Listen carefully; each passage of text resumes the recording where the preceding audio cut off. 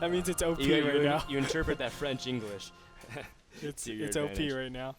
Who do you think is going to take it? I picked Todd because I did get to talk to him, and he's been practicing a lot, and I've been able to look over his shoulder and learn from him. Todd's actually a really smart player. He's a guy that thinks a lot. Wow, this guy is. Can I talk on the replay? It's like, no, man. It'll make it onto the cast. Guys, welcome to Fractured Glacier. It's a 4-player map that features a destructible or collapsible rock at your natural. If you destroy this, it walls you off completely from your opponent, but it also sets up a 2,000 hit point destructible rocks where you have to go through again. So yes, you wall yourself off from any kind of attack, but you have to kill it before you move out yourself. Some players use it tactically to divide armies as well to be able to section them off. We saw some cool plays with Destiny as well. It's also a 4-player spawn, so you can spawn anywhere. In this case, I think it does favor Todd because he's very, very close to Sheth. Yeah, that's exactly right. If you go something like Blink Stalkers, let's say off of 2 base, I can blink up into your main. What an inconvenient way to do this. And also, if Sheth is going for a 3 base, like the Stefano style type, there's going to be a lot of different problems. That's going to really relegate, I think, Sheth to go for some sort of 2 base, or he has to actually control this area, and that's a really hard thing to do. Even Wings of Liberty, we've seen multiple times that when you actually try to control somewhere outside of your base, it doesn't work out too well. Just the standard Immortal timings, Stalker timings, Zealot timings are going to be so difficult to do. And on top of that, now we have the Mothership Core that adds definitely a different complexity to the attacks. The Mothership Core has seen a lot of changes, not just in its function of recall energy, purify, but even the cost. It now costs 50-50. It used to cost 100-100, Andre. Yeah, it was like the choice between either +1 and you be aggressive or a Mothership Core. And a lot of players were flipping for it. They're like, I don't know if I should do this if I want to be more passive, aggressive. It depends on your style. But now 50-50, you can squeeze out a Stalker while being able to get your Mothership Core. That is definitely a preference we can see out of players, and people love playing with the early Mothership Core. Sheth is pylon blocked, being unable to expand, but he's just going to expand to the gold. Oh, man, that's risky. It is. That is classic Sheth. But, one thing about this gold over here on Glacial Fractor is that it doesn't really have a lot of cannon potential. There's this one spot here, but it's pretty expensive. So we'll see how Sheth actually goes to actually really, really use that base. I'm sure he'll use it to his best advantage. But remember, now all of a sudden Todd, if he focuses all of his units right here, he can kill this collapsible rock tower, block out, and almost make like a force shield out of this. Like a sickest force shield of all time where you have to destroy it. And then it's what? It's this gold base against the whole entire capabilities of the Protoss race. So definitely a lot of options at this point for Todd. He is opting to cannon rush this area over here, and wow, Sheth. Oh, wow, Todd was actually focusing down the collapsible rocks. Unfortunate for him. Well, I guess he's going to go for the trap in. That's actually really funny. He says, well, I guess I'll finish what I started. He locks him in. He's going to also cannon rush the gold, make sure Sheth can expand there. Sheth is going to be like, okay, well, I'll take my conventional third anyways. But the thing about this third is that it's so wide open. Andre, it is so exposed. It's really hard to defend because of how wide open it is. A couple of spine crawlers still won't cover the entire surface area. That's exactly right. And if there is any sort of roach all-in this early game stage, you have a 2,000 hit point blockade that your opponent has to go through right now. So that's not really feasible to defend, and that gives, obviously, Todd enough time to actually react to this. So this is really going to let Todd go to wherever he wants to in terms of tech. He can do this without worrying about getting more cannons or dying to some sort of all-in. That's going to really enable whatever he goes at this stage. Still no Mothership Core out yet. Yeah. And that might actually reduce the amount of options. But people have been timing the Mothership Core out to link up with that recall. So it's like I get my units out perfectly, and then my Mothership Core hits that recall status. That's where I can actually use it. A lot of people actually say don't get it right away because what are you really going to do with it? You're not going to purify because you don't have to worry. There's a collapsible rocks. I do like the choice of Todd to lock in the Zerglings, though. It's to make sure that the Zerglings can't escape and control more of the map and not even really deal with the cannons early on. That was kind of a cool heads-up play from Todd. He is going for a Stargate and I guess, he can get out an early Oracles and try to see if he can do some early harass For those of you who don't know, an Oracle is a spellcaster air unit that can cast Entomb onto minerals and prevent you from mining. It's like a passive way to harass. It doesn't kill the drones, but it prevents them from mining. And if you're as clever as Rotterdam, you also pair it up with a War Prism and a High Templar because everything's stacked to one mineral and you can storm it. You mean Frodan? Because both of you came up with that. Booyah. Yeah. Actually, NASL Sound Guy came up with that idea. Oh. Fun fact. Yeah, he did. He did a very long time ago, actually. But you know what? The Entomb actually got a big buff recently. It used to be 100 seconds that it was on the field, or excuse me, the fields would actually encase those mineral patches. Now it's 130, so it takes a little bit longer for your units to actually kill those force fields. That's going to be proving to be pretty powerful, but he's not doing that. He's going Phoenixes, a very Wings of Liberty-esque type strategy. Yeah, if he goes for Phoenixes, he can take a fast third base and then kind of resume from there. But he's going for an Oracles after his first Phoenix just to get rid of all the Overlords. We'll see if he's even going to use Energize on that Oracles immediately so they can go to work straight off for production. That's a cool thing as well. Energize is an ability on the Mothership Core where you can max the energy on a unit that requires energy, like a High Templar, like a Nexus, like an Oracles in this case. And this Oracle, that'll give it the ability to entomb twice. It comes out with not enough energy to even entomb once. Only 50. You need 100. So this is a great thing to do. You can see the Mothership just next to it, and we're going to see this. There it is, the Energize. 200, 200. That's awesome. That's where Todd wants his supply to be. Unfortunately, it's not quite there yet. But oh my goodness, Sheth is doing a little bit of counter aggression. Can Todd actually hold this off? This is a lot of roaches. He's got one cannon and two zealots. He's trying to get out another Phoenix as well. Oh, the zealot warping is just enough, and he does have 2 sentries for force field. Todd is okay. Meanwhile, Entomb back in the main. Sheth can't mine. Very cool display of multitask from Todd. Yeah, and keep in mind, Todd also has to be very careful not to actually get this Oracle killed. You can see 20 hit points for its shield, 80 hit points for its internal. So it dies very, very quickly. Just the tiniest attack will be able to kill this. So you have to be very, very careful when you're actually diving into an opponent's base. Man, yeah, Oracles are super flimsy. Think pre-buff Warp Prism squishy. But look at this, Sheth is also going to go for a Hydralisk Den early on. Hydras have received a buff so that later in the game they can get a speed upgrade, giving them lots of more mobility. I want to see how well Sheth can do. Sheth is also a player that's been kind of toying around with anything in Heart of the Swarm. When he was playing Rotterdam in like the best of 5 ladder, because for some reason he just kept hitting Sheth on ladder, he was doing everything. Like he was doing Swarm Host Hydra, he was doing Mass Sling Infester Viper, and he was doing all kinds of cool strategies with it. I'm wanting to see where Sheth takes this Hydralisk tech.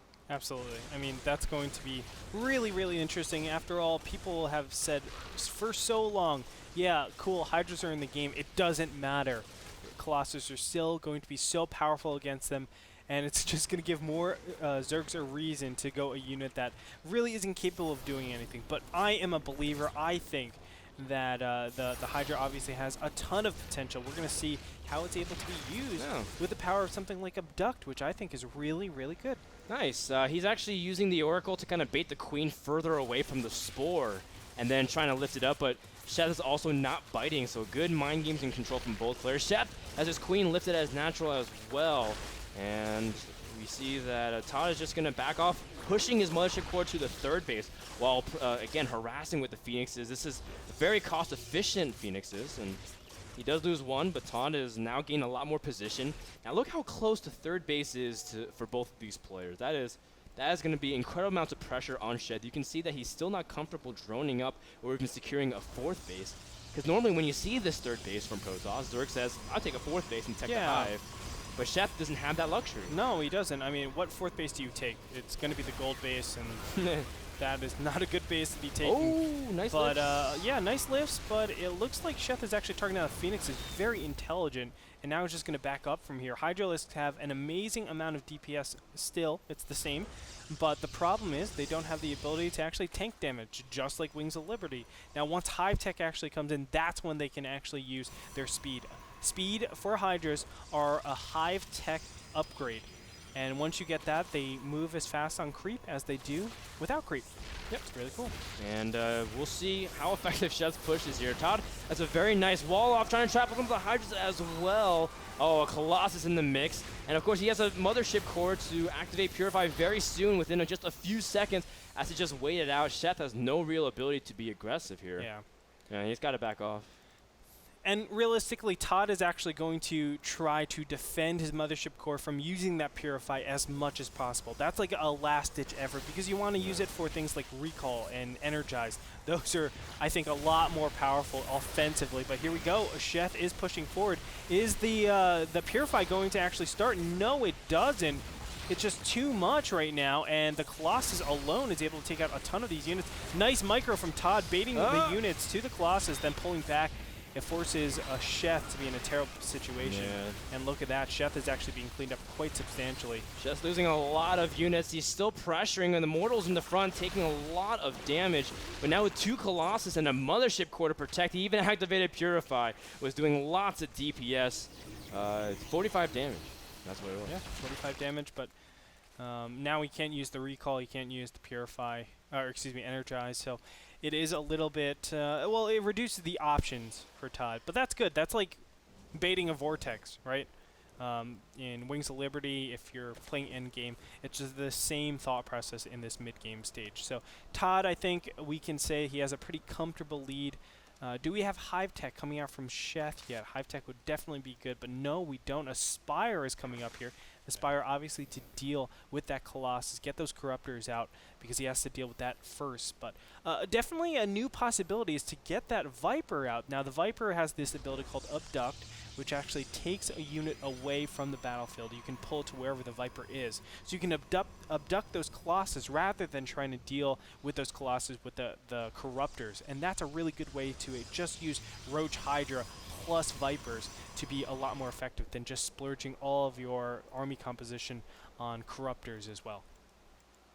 Yep, and that's why sometimes you see it paired with like a quick low gas composition like Zergling and Fester. Well, not necessarily low gas, but like you get tech really quickly with Ling and Fester. Yeah. But I do think you're right. Like Roach Hydra Viper with some Corruptor support to try to take out the Colossus seems very strong nowadays, because one of the biggest limitation of Roach Hydra is the range against Colossus, and Abduct really removes that barrier for Zerg. So maybe Sheth's able to get that out, but he's still stuck on layer tech for a long time, because he's been on 3 base for quite a duration. Just no 4th base from Todd though, but he's got a huge amount of army at this point, and just gonna push forward and try to see if he can engage. Now it is wide open, and that does help Sheth in terms of getting the surround, but his army's went out of position. In fact, a huge chunk of his army is ready to swarm the 3rd. And here it comes. The Mothership Core is going to probably drop its Purify, and there it... Oh no, it recalls everything back! Hello, Zerg Army! And you might be trapped very soon. No, he only gets 4 roaches, but a really cute little attack that he did there, because look, he took the 3rd base out and he covered his expansion at the same time. Yes. Warcraft 3, welcome back, ladies and gentlemen. That is the kind of aggression we were talking about, where you can almost push with little to no risk as long as you can protect the Mothership Core. Now, some people immediately try to snipe it, but there was no way for the roaches or Zerglings to attack it. So Todd able to really utilize this Mothership Core to its full potential. Sheth now is making more roaches, but he's lost his 3rd base, and his economy is not that strong considering his main is starting to dry up, Andre. Yeah, that's absolutely right. And now he's going to lose all these roaches. Look at them just being picked apart. The roaches trying for dear life to get to a position where they can actually do some sort of damage. But no, Sheth is just going to go home. But the fact of the matter is, Blink is about to go off cooldown yet again. Will he blink up again to try to trap those roaches? Yes, he will. And continued damage to Sheth's army is the name of the game. And with Corruptors out, you know, it's kind of redundant to go Corruptors and get Abduct out, get those Vipers out. So it's kind of hard for him to actually tech into Hive Tech.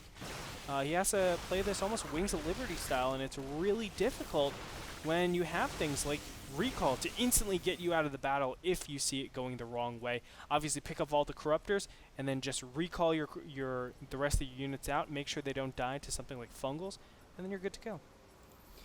Something that Todd's been trying to point out to me a lot when I talked to him about Heart of the Swarm is that Tempo Archives is almost as valuable as it's actually more valuable than a fleet beacon, because what do you get when you upgrade to a mothership? Sure, you get cloaking and maybe you get a vortex, but recall is almost just as powerful, so you're better off sometimes getting Templars for Storm.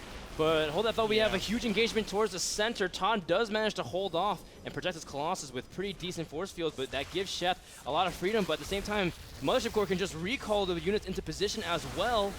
But Todd doesn't even need to, because he's got a huge army. Sheth is trying to engage classic StarCraft 2 Wings of Liberty style, but the Colossus is doing so much AoE. The stalker count is so high. Yeah, and it doesn't matter at this point. I mean, there it is. GG, Liquid Chef calls it. And the Corruptor style, it almost felt like Sheth was going for a Wings of Liberty strategy, and Todd was like, yeah, I'll do the same thing I do in Wings of Liberty, but I have these extra 2 units. It was, of course, the Oracle and the Mothership Core, where he used both of those to great effect. And you can see almost the evolution of PvZ right now. Wings of Liberty strategies is not going to work when you're Zerg. Yeah, I think the Mothership Core offers something, and the Oracle was doing some cute harass. And people often undervalue the how fast the Oracle is, because you get scouting information on your opponent. You can see what Zerg's doing and respond from there. And even using the cute things like Oracle Phoenix to kind of bait out the queens, lift them up, snipe them, and be able to get them out of position to avoid spore crawlers. Those kinds of things I think are really cool to see in Protoss. Well, that being said, that's our first game in Heart of the Swarm, the Heart of the Swarm show match, the NASL show match. We want to thank Blizzard, our sponsors, for, of course, this great game. When we come back, game number 2 between Sheth and Todd for Heart of the Swarm show match. Don't go anywhere. More action after this.